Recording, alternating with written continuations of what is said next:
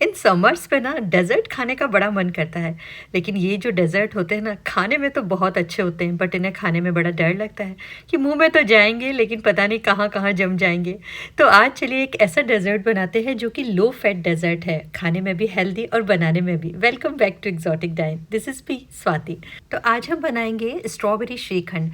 तो यहाँ पर जो मैंने दही लिया वो मैंने काऊ मिल्क से घर में ही जमा लिया था। अब इस दही को एक छलनी के ऊपर मलमल का क्लॉथ रखा और उसके अंदर रख दिया। अब इसको क्लिप लगा कर के इसी जाली के अंदर मैं फ्रिज में रख देती हूँ। नॉर्मली मैं इसे ओवरनाइट रख देती हूँ जिससे इसका पूरा तरह पानी निकल जाए। अब ये जो पानी निकला है इसको फेंकिएगा नहीं, ये भी बड़े काम का है, बहुत सब्जियाँ बनती है इसमें। अब देखिए ये जो चक्का वाला दही निकल कर के आया ना, इसको खोलने के बाद मैं जाली में ले लूँगी। ये एकदम वैसे ही इतना अच्छा हो गया है कि आपको बहुत ज़्यादा इसको फेंटने की ज़रूरत ही नहीं पड़ेगी। आज ये जो हम श्रीखंड बनाएँगे ना, वो एकदम ट्रेडिशनल तरीके से ही बनाएँगे। तो यहाँ पर मैंने छलनी के ऊपर ही उसमें शुगर जो हमने घर में ही रेगुलर शुगर था, उसको मैंने पीस करके ले लिया है। तो मैंने 2 चम्मच इसके अंदर शुगर मिला दिया और स्पैचुला से धीरे-धीरे से मैं इसको प्रेस करती जाऊँगी।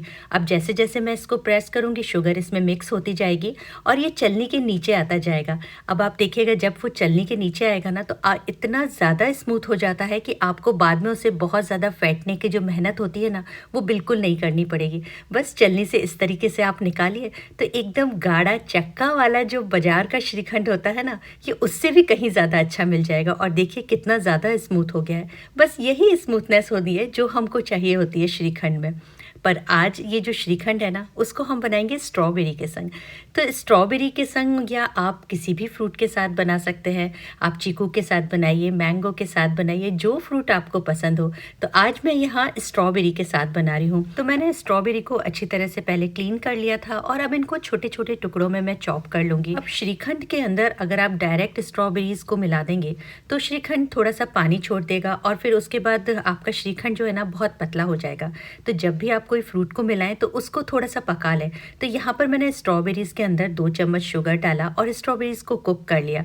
अब ये जो स्ट्रॉबेरीज़ है ना, इनको कुक होने के बाद ये स्ट्रॉबेरी क्रश की तरह बन जाएँगी और काफ़ी थिक भी हो जाएँगी। देखिए इस तरह की थिकनेस आने लगेगी। तो बस इसका मतलब स्ट्रॉबेरीज़ जो हैं वो अच्छी तरह से कुक हो गई हैं। अब जो हमने श्रीखंड बना कर के रखा था जिसके अंदर ऑलरेडी मैं 2 चम्मच चीनी मिला चुकी थी, उसके अंदर अब इन स्ट्रॉबेरी का जो क्रश बन के आ गया है उसको मिक्स कर देंगे। अब ये जो स्ट्रॉबेरी क्रश है ना, ये ऑलरेडी इतना कुक्ड है कि जब हम इसको श्रीखंड के अंदर मिक्स करेंगे तो बिल्कुल भी पानी रिलीज़ नहीं होगा। तो जो हमारे श्रीखंड की थिकनेस है ना, वो बिल्कुल परफेक्ट बनी रहेगी। अब आप इस क्रश को हल्के हाथ से इसके अंदर मिक्स कर दीजिए।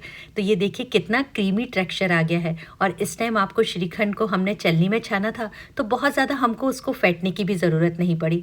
अब थोड़ा-सा मुझे इसके अंदर ये क्रश कम लग रहा था, तो मैं इसको हल्का-सा और मिला दूँगी और 1 बार 2 बार इसको अच्छी तरह से मैं फ़ोल्ड कर लूँगी। तो बस आपका ये जो श्रीखंड है वो बन कर के रेडी हो गया है। अब अगर आपको ऐसी रेसिपीज़ अच्छी लगती है तो प्लीज़ इस चैनल को लाइक, शेयर और सब्सक्राइब कीजिए।